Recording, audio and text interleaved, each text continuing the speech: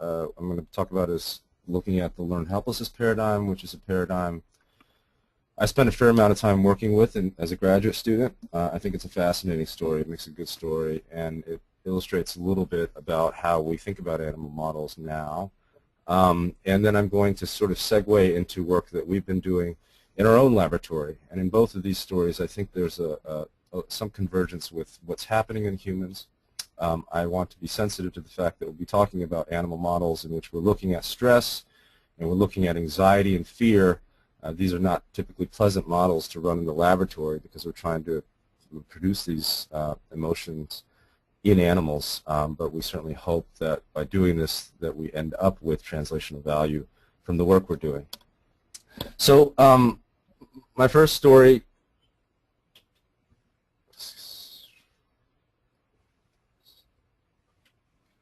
goes back a few decades.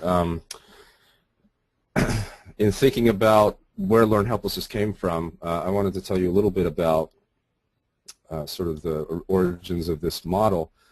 Back in the 60s and 70s, of course, a number of psychologists were doing some very interesting studies trying to understand how organisms learn things. And there were a number of learning theorists around following in the footsteps of people like Pavlov. And one of these was a scientist named Richard Solomon at the University of Pennsylvania. Now, for historical reasons, a lot of these studies back then were done in dogs. We don't do these studies in dogs now. I have a great dog at home, and the worst thing I've ever done to that dog is give it a bath. Most of these studies now we do in rodents.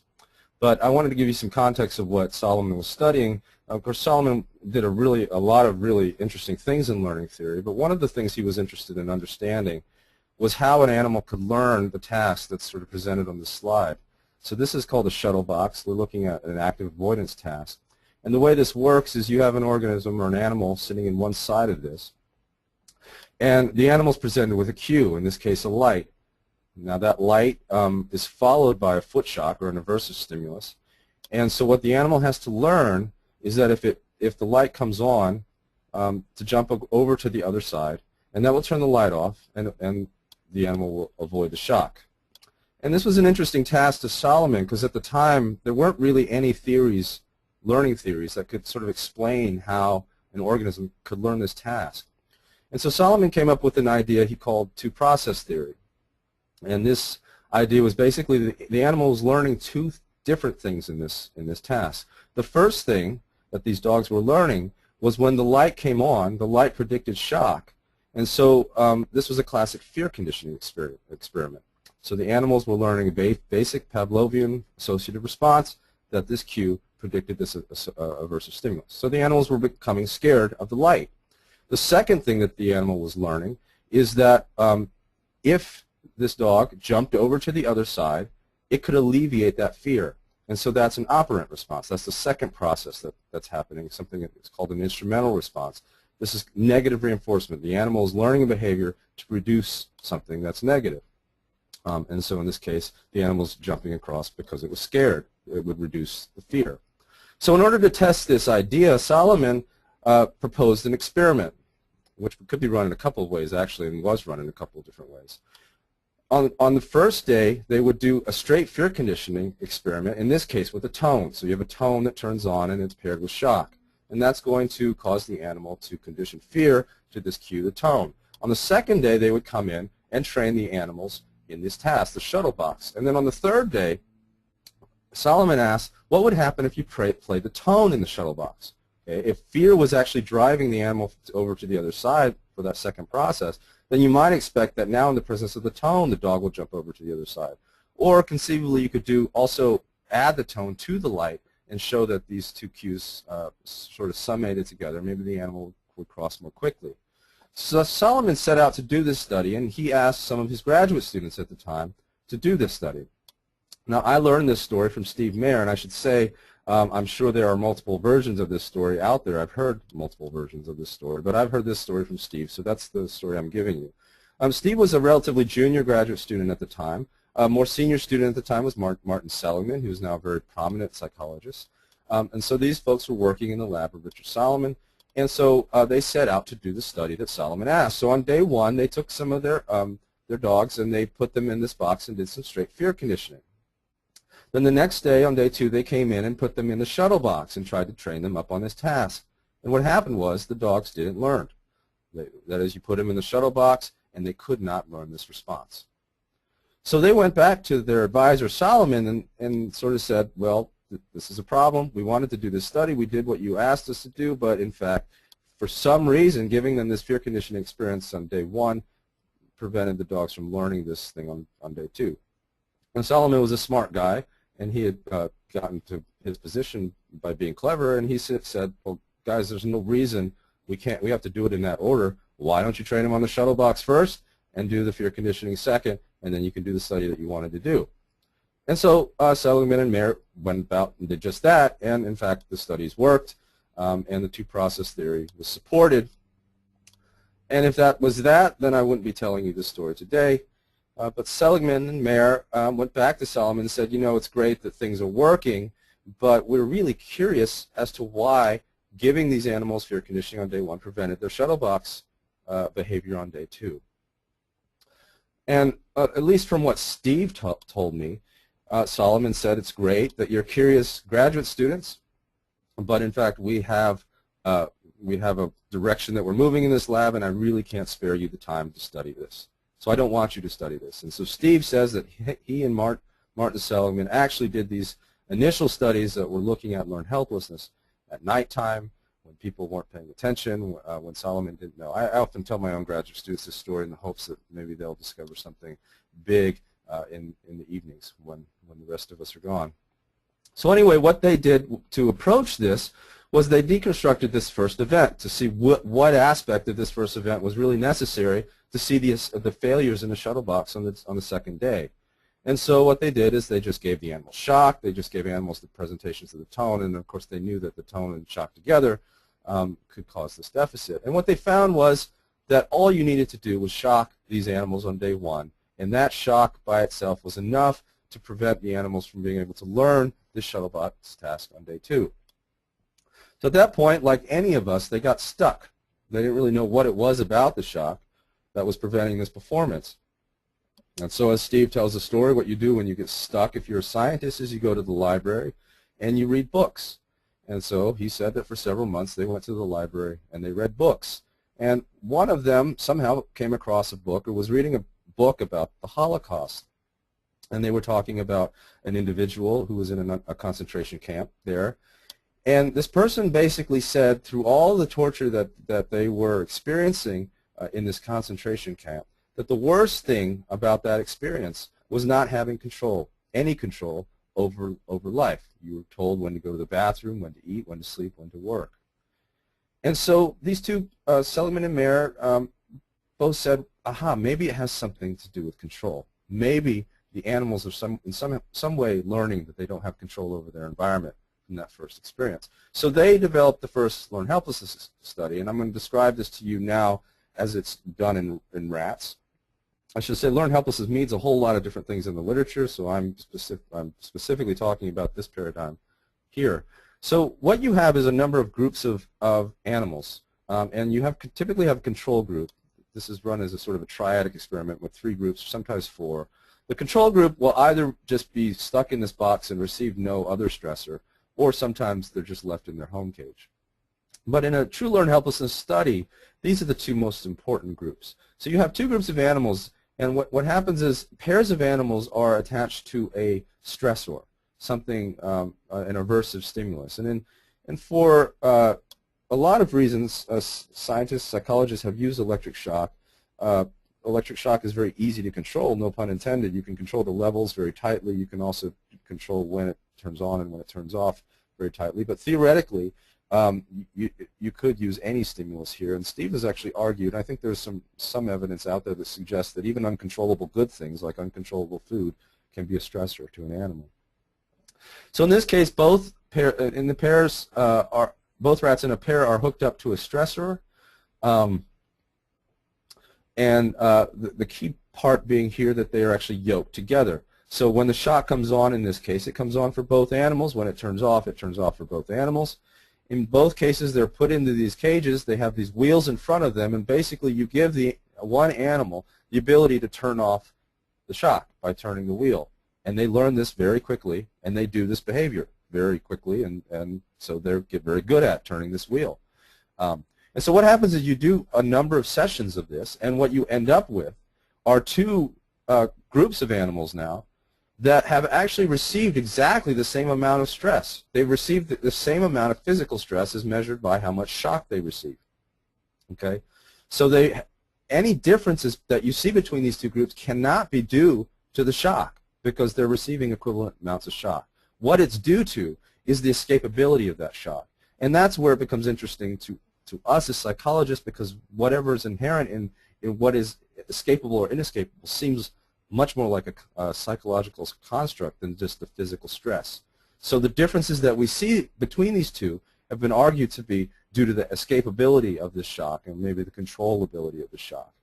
And what's remarkable about this is if you do this a number of times, of course, there are a lot of changes that you see in this animal that I'll talk about in just a minute. I've always thought what's most remarkable is you have an animal here who is receiving a pretty severe stressor. They clearly don't like it. But if they can turn off that stressor, if they feel like they have some sense of behavioral control over that stressor, then in fact they don't look different. They don't show any of the sort of changes that we think might resemble psychopathology the next day. If I showed you an animal that had received escapable shock and an animal that had never been stressed, you couldn't tell the difference.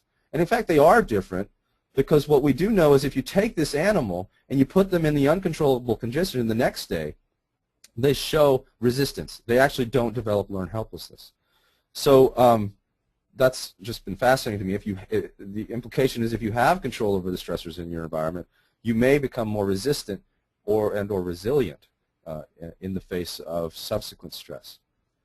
Of course, what is very interesting is that these animals that don't have control develop a whole number of changes, and those changes look a lot like psychopathology in humans. And these changes are, again, only due to the uncontrollable nature of the stress, not the stress per se. So what are those changes? There's a lot. This is not an exhaustive list at all. Typically what you see are that these animals, these learned helpless animals, tend to show decreases in fight-flight responding. So you can see they tend to be less responsive to a lot of situations where you might expect them to be aggressive or try to escape. They also show at the same time increases in fear and anxiety, and then you get a lot of other very interesting kinds of things like changes in drinking and sleep changes. You see changes in how they perceive certain drugs of abuse.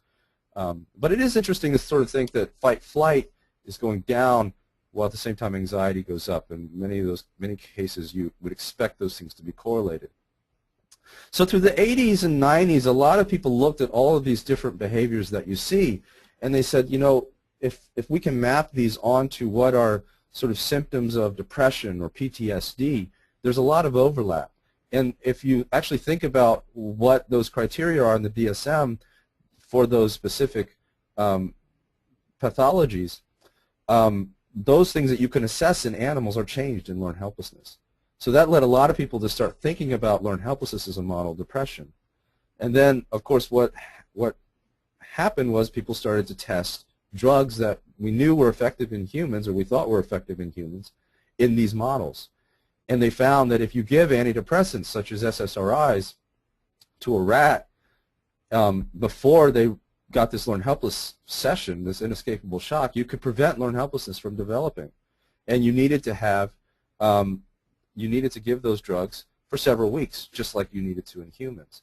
So that led a lot of people to argue very strongly that learned helplessness was one of the best models of depression, even more compellingly that it was a great model of PTSD, and that's where the literature was, or has been for a long time. But there have been some criticisms of that model, and there's reasons to think that it's not quite as simple as that. One is that, as I just told you, most of these studies have given antidepressants prophylactically. They've given it before helplessness develops. Well, we know we don't typically give people antidepressants before they become depressed. And so how translational is that? Well, we can't do it the other way. Well, we haven't been able to, and the reason why is actually another big criticism of the model. The big problem is that when you make animals helpless, you give them that session and you show all these behavioral changes, they only last a couple days. By three or 4 days after the session, these animals actually aren't helpless anymore.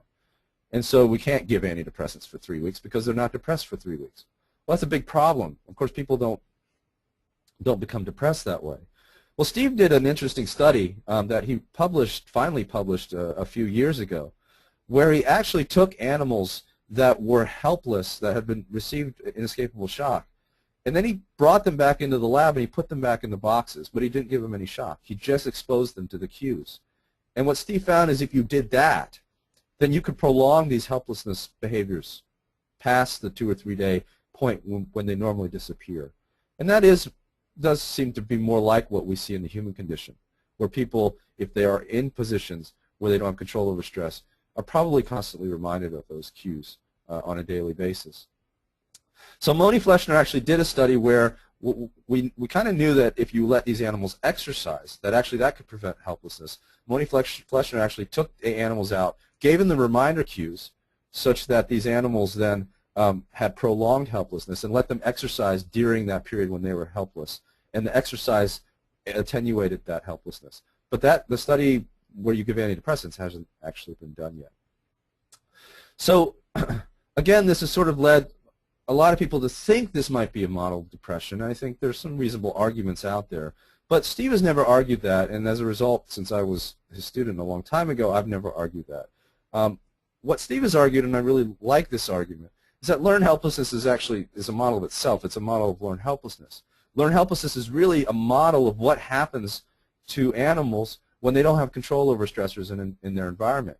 And not having control over stress may be an important aspect that is critical to the etiology of a lot of stress-related illness, including PTSD and depression, but it does not producing a phenotype that is entirely depression or entirely PTSD.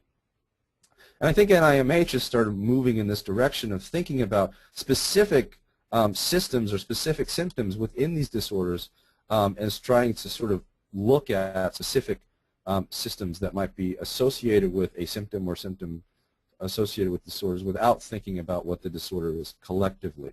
So learned helplessness is a model of what happens when we feel we don't have control over the stressors in our environment, and any sort of changes in the brains that we see that are associated with control over stress and not depression per se. Now, I would love to spend several hours talking about learned helplessness and all the neurobiology that has come out. Unfortunately, I don't have that time, and I've decided to spend more time talking about a different model. But I do want to sort of say that over the 90s, in the 90s, there was a lot of effort to sort of look at what brain areas are important for causing those behavioral changes we call learned helplessness. And at the time, we discovered really that it had to do with serotonin coming from a specific area of a specific regions of the brain, the dorsal raphe nucleus, which is one of the largest serotonergic structures. We actually argued that too much serotonin was causing learned helplessness, which is a counterintuitive argument. And we were looking at a lot of the different drivers of this sort of anatomy. But I don't really want to talk about that. Again, I have other things I want to spend time. Just to say that we know that this area is very important for learned helplessness, but when we started to think about this area and where it is in the brain, the dorsal raphe nucleus is sitting back there in the brain stem. It's probably not making decisions about whether or not you have control over stress. It may not even be making really intricate decisions about what is stressful. So we started looking at what is driving the raphe, what is regulating activity of this structure. One of those areas we think that is sort of driving it is the bed nucleus of stria terminalis, which I'll spend a fair amount of the rest of my talk talking about.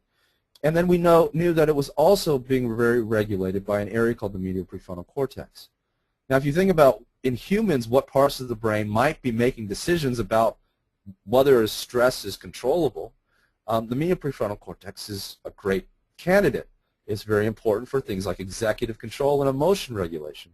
We know it inhibits lower brain areas like the dorsal raphe nucleus. So I wanted to tell you a little bit about one study that they did in sort of the early 2000s. This was when I left the lab, and I sort of was in on the very beginning of this, but I didn't get in on the end. What they did was they simply went in and initially they inhibited the medial prefrontal cortex. The first time they did it, they just sort of took it offline. They put it to sleep. If you get rid of the medial prefrontal cortex during inescapable shock, a really fascinating thing happened. If you did it in an animal that was being inescapably shocked, nothing really happened. In fact, the next day they became learn helpless. But if you did it in an animal that had control over the shock, these animals learned to escape the shock. They spun the wheel just fine. They did it for both pairs of animals. But the next day when you brought them into the laboratory, they were helpless. That is, these animals, even though they had control, became helpless, and they showed all the changes that you associate with helplessness. So what that suggested is that when you are stressed, then you engage a lot of processes that lead towards helplessness, that lead towards this phenotype. But if you have control over that stress, you're actively engaging a part of the brain that then goes down and shuts everything off and says, it's okay, everything's okay. And that part of the brain is the medial prefrontal cortex. So that's was really powerful. They actually went further to suggest that plasticity in this medial prefrontal cortex, that what happens when you have control over stress is that you change this medial prefrontal cortex so that it's more able to inhibit this system, such that the next day when you go through that process, if you took an animal and put them into the inescapable shock condition, now the medial prefrontal cortex is going to inhibit even in the inescapable shock condition. So this really led people to thinking about the medial prefrontal cortex in the rat world. Well, it was about the same time excuse me, that Helen Mayberg, who's an MD at Emory University, was doing some really fascinating studies involving the prefrontal cortex in humans. Now, she was taking people who were really depressed, and their depression was not responding to any of the normal treatments. So drugs or ECT or cognitive behavioral therapy, none of these things were working, and these people were willing then, they were so depressed they were willing to try something really invasive, and they were willing then to have brain surgery. So Helen Mayberg took a population of these folks and she gave what you call deep brain stimulation. They actually implanted electrodes into the brains of these people who were very depressed. And so when you do brain surgery in people, since there aren't really any sort of pain receptors per se in the brain, once you get past the sort of pain receptors in the skull, which you can take care of with topical anesthetics, you can actually let people having brain surgery kind of be awake in that surgery room, and sometimes you want them to be awake so you can sort of test things out while they're there to tell you what's going on. And so she actually put electrodes into the medial prefrontal cortex of people, which is called something different in people, but it's the analogous spot. And in the surgery room, she flipped the switch. And what people report, which is sort of written on this slide, is that as soon as the switch was flipped, that the depression was completely removed. That they were sort of had this huge heavy cloud removed, and they were very specific. There was nothing positive sort of added. It was just the removal of that depression. And the first thing that everybody said when they were in the surgery room was, I need to go home and clean the house and do all those things that I couldn't do because of my depression. This was pretty remarkable. It's been she's been continuing to do these studies. They're wonderful studies, and I think there's been a lot of work with this, and it's very promising. I want to say that when you ask Helen Mayberg to sort of ask her, well, what part of the rat are you actually stimulating? If I were to compare the human anatomy to the rat, she would give you Steve's paper where he did the Learn Helplessness study. So this is sort of the first sense of convergence where you see the rat world and the human world really look sort of saying the same thing. Okay, so when I talk about learned helplessness, we talk about the medial prefrontal cortex being very important for perceiving control, and that really it's the learning control over shock that's sort of inhibiting that process. My interest and my lab's interest is really in understanding what is breaking down, what is driving anxiety in the brain. And so we have been focused on this area, the bed nucleus of the stria terminalis. Now, when I was working with Steve in the late 90s, the very last thing that I did with him was to actually lesion a part of the brain called the bed nucleus of the stria terminalis to show that maybe it was a driving factor in learned helplessness. Now, we did these studies, and it was. So this is that shuttle box escape task that I was telling you about before. And learn helpless animals, remember, couldn't learn to escape the test, so they would just sit in the box until the shot cuts off.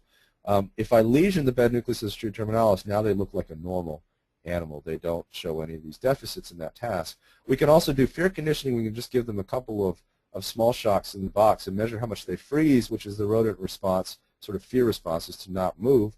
And all animals will freeze if you give them a couple of shocks in the box. But you can see learn helpless animals freeze more. And if we got rid of the bed nucleus of stria terminalis, in fact, that prevented that potentiation of freezing, even though these animals now just sort of showed a normal fear response. So this study suggested that the bed nucleus of the stria terminalis was actually an important region for learned helplessness. And this region has become a lot more interesting to scientists in my field over the last decade. Now, if you think about fear and anxiety and even stress, and you ask what parts of the brain are important for that, the part of the brain that comes immediately to mind, because we've been talking about it for 40 years, is the amygdala. Lots of people have studied the amygdala in the context of fear, anxiety, and stress. And again, we've been doing that for many decades. In the 90s, there was some recognition that if you got rid of the amygdala, you could pretty much make animals that look like they weren't scared of anything.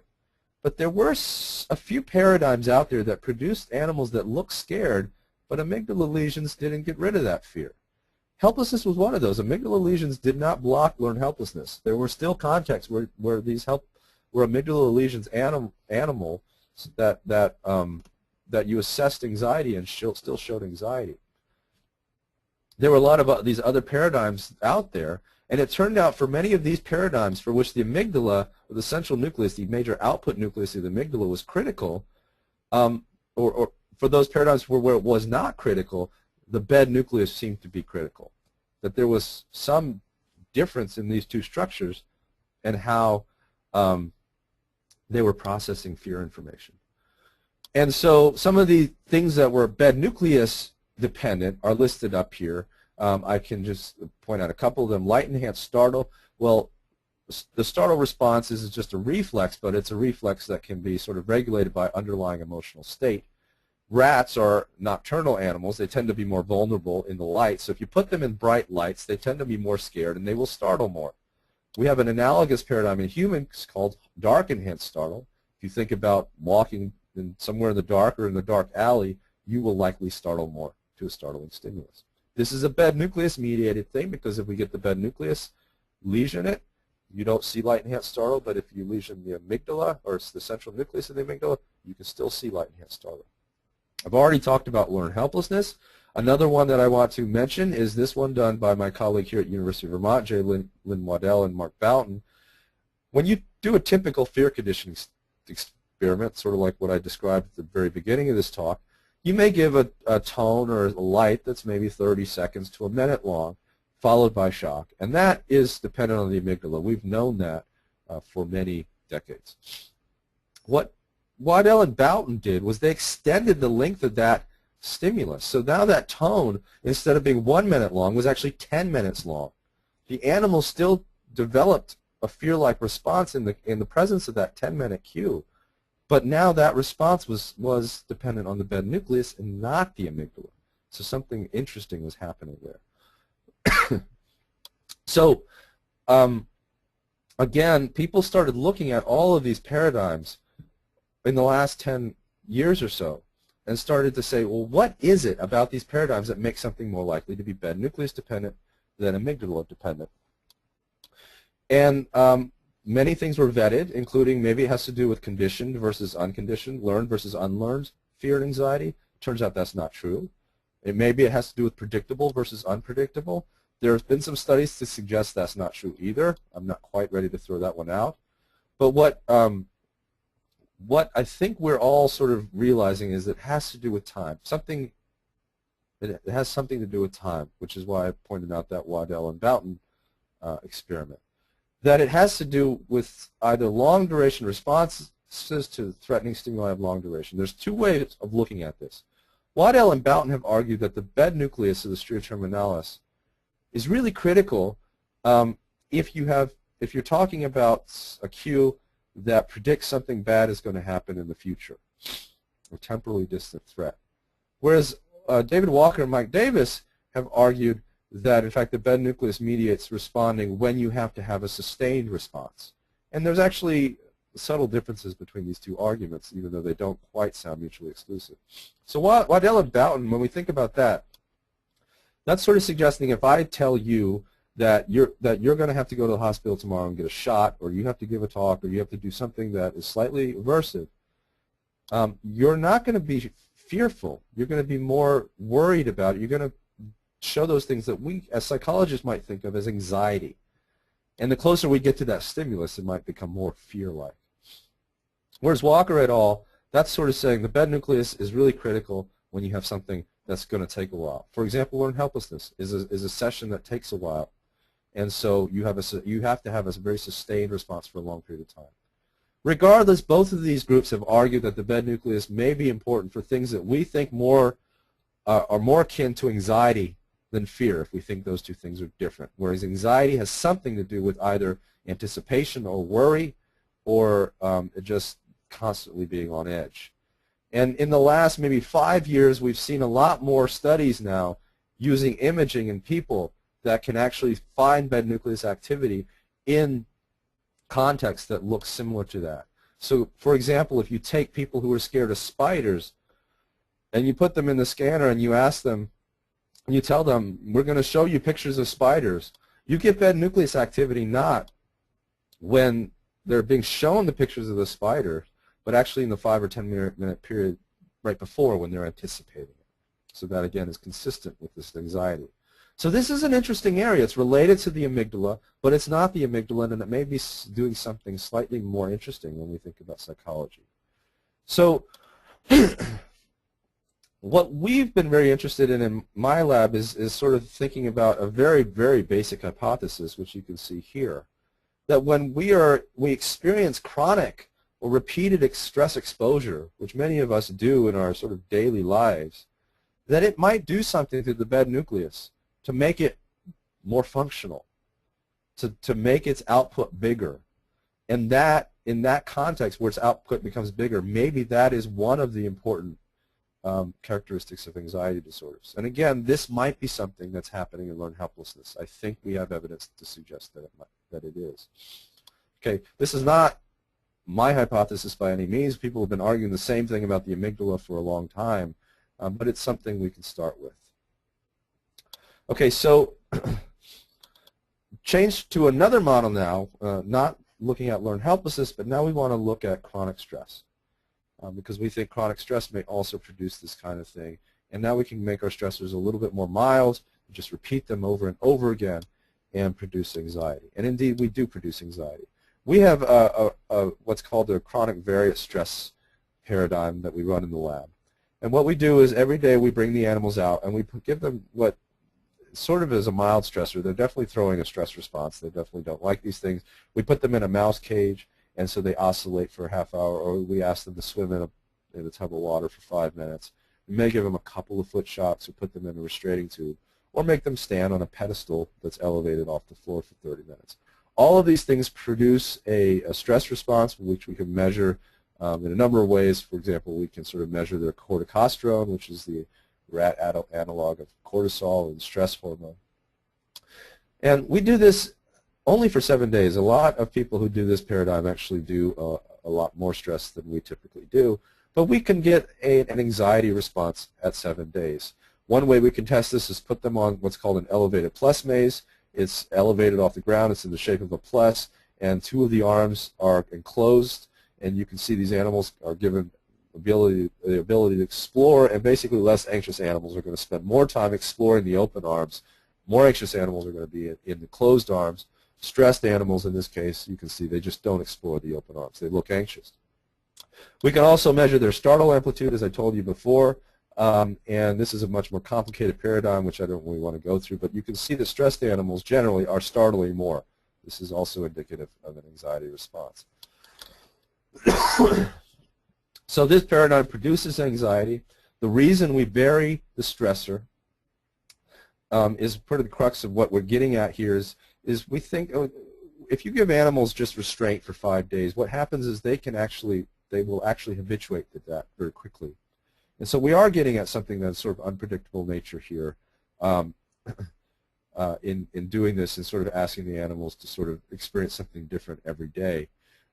And we have evidence that there is not habituation in this case, but that's certainly the reason why we started this. It's also notable that most of these things, these are small foot shocks, but it happens over a 5 or 10 minute period, and even the swim stress are of a sufficiently long duration that we think that they might activate the bed nucleus. Okay, so I want to tell you about a peptide that we've been focused on because I think it's very interesting, and it's another kind of cool story. We've been studying bed nucleus circuits and trying to understand what's happening with the bed nucleus. And when I first got to the University of Vermont, I had to ride the bus because I couldn't get a parking pass here for many years. And I ended up riding the bus with this guy named Victor May, who's in our medical school in neurological sciences there. And Victor had been studying this peptide pretty much his whole career, this family of peptides. He was studying them for most of his career, just really interested in what they did. And he started talking to me about PACAP, and it was something that rang a bell, because 10 years ago, a guy named Tomas Kazitz had done some staining looking at PACAP in the bed nucleus, and there was a lot of staining in the bed nucleus. And those of us who were studying the bed nucleus really didn't know what to make of it, and we hadn't yet really pursued that. So Victor and I started talking about PACAP. It's very interesting. Like many peptides and neurotransmitters, it can increase neuronal excitability. It does so in kind of a more complex and interesting way, but the bottom line is it has acute effects. So if it was doing something in the bed nucleus, you could see that it might just activate those neurons. But what was also really interesting is PACAP was very neurotrophic. PACAP itself enhances neuronal growth and survival, and many people were interested in using PACAP to treat people who had traumatic brain injury because it was very good at potentially protecting neurons. And so at the time when I started talking to Victor, we started to look at the literature, and there was a few drops in the literature that suggested PACAP might be important for stress. Another group, Lee Iden, who's at the National Institutes of Mental Health, has been arguing as strongly as we are now that PACAP is a master regulator of stress circuits because it's actually found at almost all the stress-related synapses in the brain. So Victor and I decided to get together and see if there was anything here. Maybe PACAP was important for stress. And so what we did was we took we put animals through this stress session, which we knew produced anxiety, and then afterwards we took out their brains and we basically surgically isolated many different parts of the brain, and Victor ran quantitative PCR on them to see what was happening to PACAP in those parts of the brain. We actually tested 13 different brain areas. They're not all up here. And what we found was really the mark of a great collaboration. Of all of those areas, PACAP really went up significantly in only 2 and went through the roof in the bed nucleus, as you can see here. This was a huge response. Victor had never ever seen a response this big for PACAP. It was his peptide. It was my brain region. It was a beautiful start to a collaboration. So we subsequently went in and we did in situ hybridization to look specifically at what part of the bed nucleus it was going up in, and it was in that part of the bed nucleus we thought was important for anxiety. And I'm not showing it here, but we also did immunohistochemistry to show that both the transcript and the protein was going up. So now we knew that stress was making PACAP go through the roof in the bed nucleus, an area important for anxiety. So there's a couple of questions that one might ask. What's it doing there? What could it possibly be doing there? And is it behaviorally relevant? And so we then started looking at what it might be doing. These are actually studies we're doing now. Now my lab, it does a lot of behavioral work, but we also have an electrophysiology rig such that we can take out slices that contain brain regions like the bed nucleus. This is a neuron, a bed nucleus neuron. We can drop electrodes down in these pipettes and actually stick these electrodes inside the bed nucleus. And so we can record from these cells, and what you can see here, this is a neuron, and I'm making it do some interesting things, but the most interesting thing I'm doing is asking the neuron to fire. And you can see that in the presence of PACAP, this neuron is firing a lot more. This is consistent with how PACAP works in other parts of the brain, and as you can see, it might be it's exciting this neuron. It's producing more excitation. And so we might expect this, if it's exciting a neuron in the bed nucleus, to be promoting anxiety. Well, I also said that PACAP is neurotrophic. And could PACAP be having a neurotrophic effect in the bed nucleus? We don't know if it is yet, but we think it might be. And the reason is because we know the bed nucleus actually shows indices of increased excitability when you give repeated stress. So a number of people have shown this before. We've replicated those studies with our own stress paradigm. So this is a neuron we've reconstructed in a control animal versus a stressed animal. If you just measure dendritic length in these animals, you can see that stress increases dendrites. So this is something that PACAP does. We don't know if what's happening after stress in the bed nucleus is dependent on PACAP, but we know it's going up after stress, so it seems likely. So this is another study we're doing now. Well, from a psychologist standpoint, maybe we're more interested in understanding what it's doing behaviorally. And so we've asked this pharmacologically in a number of ways. We can actually implant cannula in the brains of rats that are targeting the bed nucleus so that we can go back after they've healed from the surgery and inject this stuff right into the brain, into the bed nucleus of these animals. So one of the first things we ask is if we put PACAP in, we know PACAP's going up after stress. What happens if in a normal rat we just put PACAP into the bed nucleus? Do we mimic the effects of stress? And the answer is yes, we do. If you put PACAP in the bed nucleus of an animal that's otherwise naive, just only had surgery, startle behavior goes up, indicative of anxiety. Animals no longer explore on the elevated plus maze, also indicative of anxiety. And if you measure their stress hormone, we get increases in stress hormone. So these animals are looking like repeatedly stressed animals when we put PACAP into the bed nucleus. Another really interesting finding that we made was animals that are stressed, rats that are stressed, tend to show an anorexic response. They stop eating. And our animals, when we put PACAP in the bed nucleus, basically overnight they stopped eating and they lost significant amounts of weight.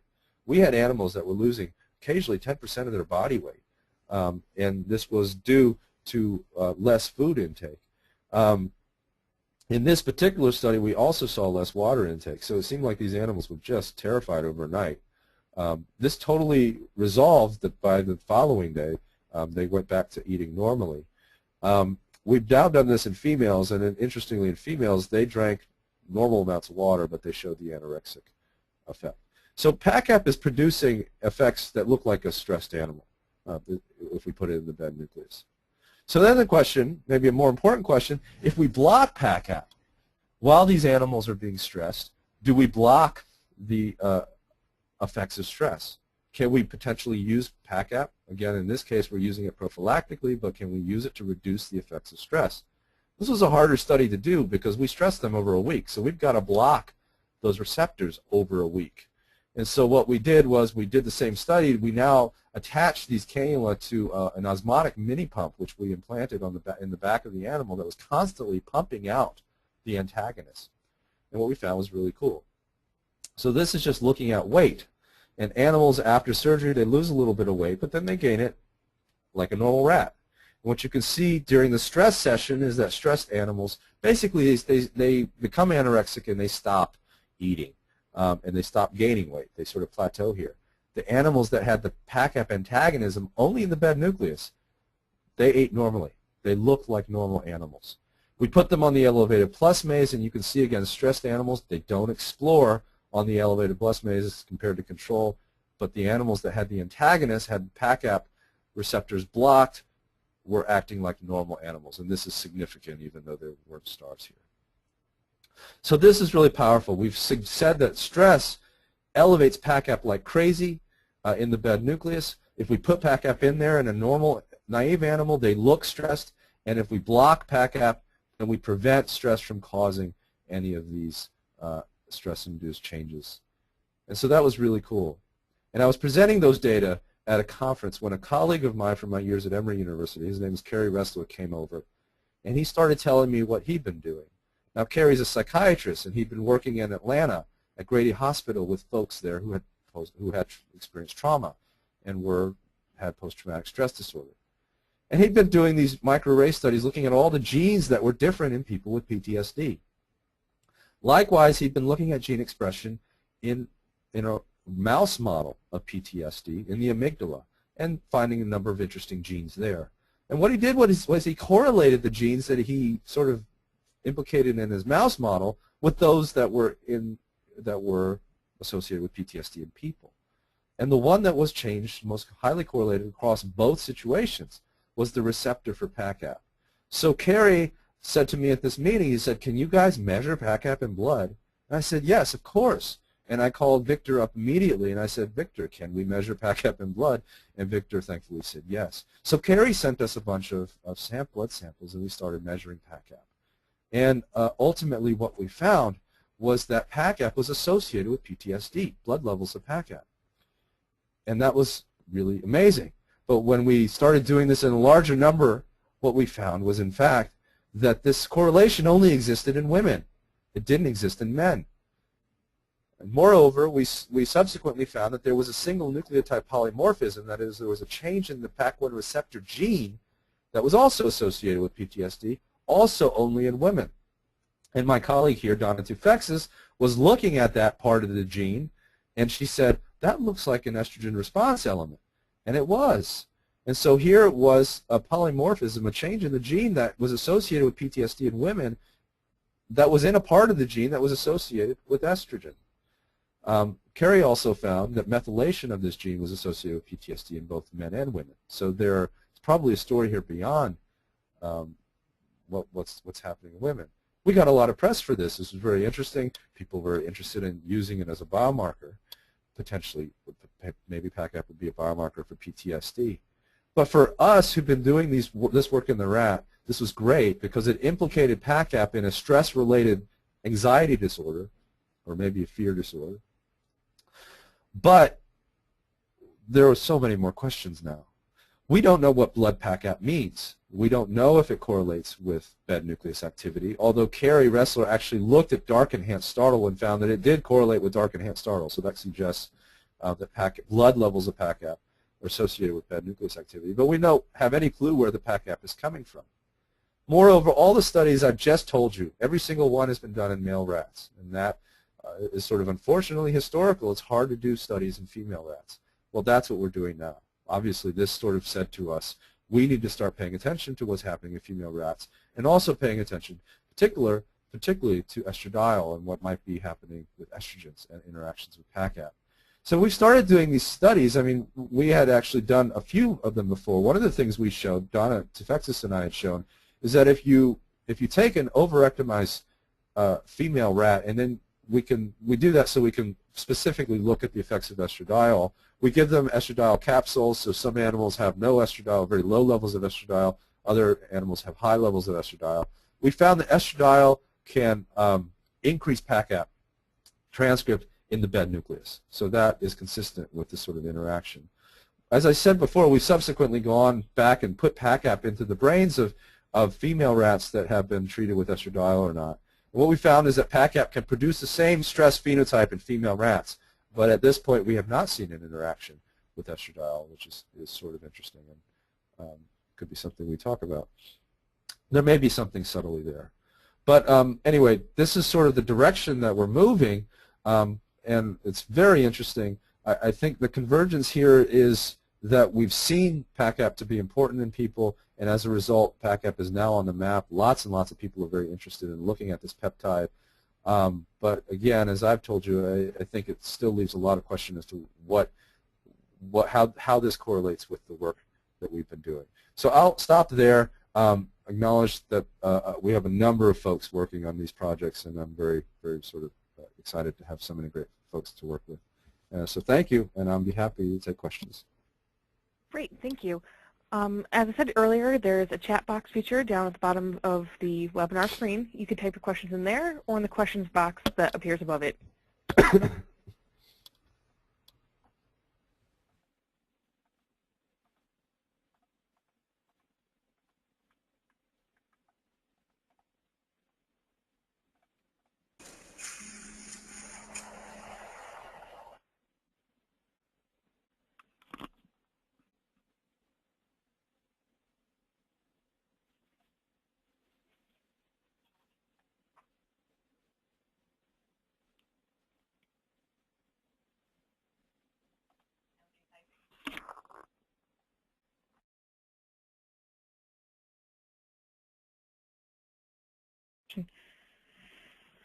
Okay, we have a question. Let me pull it up.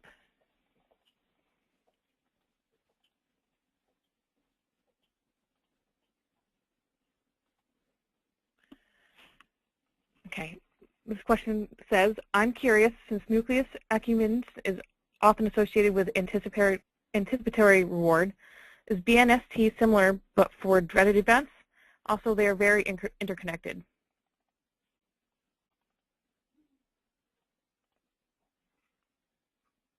Sorry, Dr. Hammack, did you get that? Sorry. Oh, sorry.